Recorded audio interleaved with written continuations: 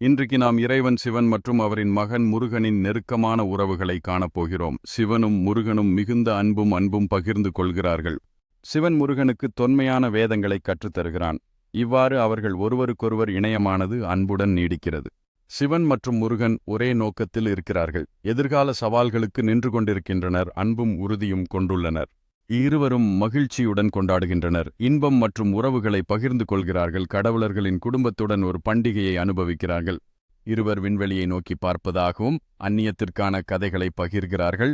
சிவன் மகிழ்ச்சியுடன் முருகனைக் கண்டு கொண்டாடுகிறார்.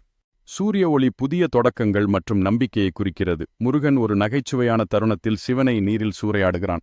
அவர்கள் நட்புறவு போட்டியில் ஈடுபட்டுள்ளனர். ஒருவருக்கொருவர் மீது ஆசை கொண்டுள்ளார்கள். அந்த சந்தர்ப்பத்தில் அமைதியான தருணம் அவர்கள் மனதில் இல்லை. இவர்கள் நிம்மதியான பாதையில் செல்லும் போது அன்பும் நண்பனும் உரிமை பெற்றுள்ளனர். சிவன் புரிந்து கொள்ளவும் ஆலோசிக்கவும் முருகனுடன் உரையாடுகிறார்.